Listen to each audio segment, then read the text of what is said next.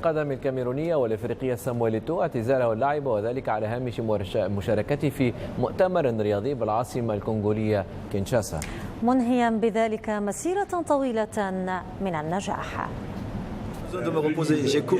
أريد أن أرتاح. ركضت ل24 عاما وأعتقد أنه حان الوقت لأقضي المزيد من الفترات مع زوجتي وأطفالي، وبعد أسابيع أو ربما أشهر ستشاهدونني أقوم بشيء جديد. وقرر صامويل إيتو الرحيل أخيرا.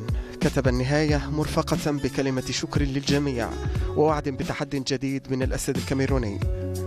12 ناديا توج مع 3 منها ب15 لقبا. رحلة بدأت أوروبية وانتهت عربية.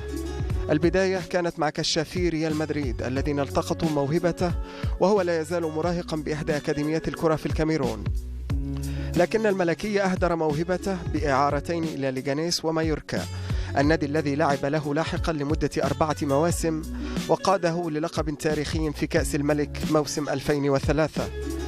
التألق الذي كان منتظرا بقميص الريال تحقق بشعار غريمه التاريخي. نصف عقد مع برشلونة حصد فيه كل الألقاب الممكنة قبل رحيل لم يكن متوقعا، بعد أن أراد غوارديولا تجديد دماء الفريق لينتقل إلى إنتر ميلانو، حيث بات اللاعب الوحيد في التاريخ الذي يحصد الثلاثية في عامين متتاليين مع ناديين مختلفين. وبعد عامين مع النيراتسوري انتهى عهد ألقابه التي حفرت باسمه أرقاما من الصعب تحطيمها.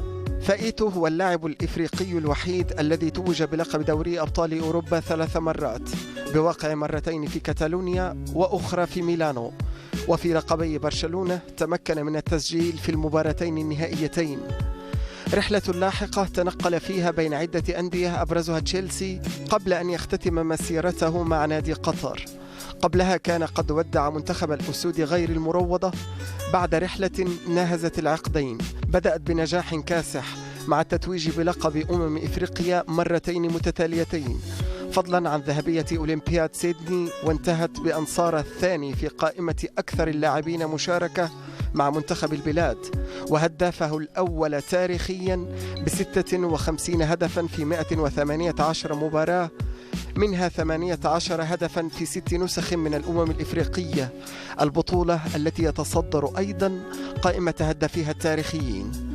إيتو أيضا اختير ل4 مرات أفضل لاعب في إفريقيا في إنجاز لا يملكه ممن سواه سوى الإيفواري يايا توريه، وباعتزاله الآن يرحل معه جانب من عبق جيل من النجوم لن يبقى منه سوى الذكريات. تنظم أكاديمية الاتحاد الموريتاني لكرة القدم حملة واسعة لاكتشاف المواهب شملت أكثر من 4000 من اللاعبين الصغار.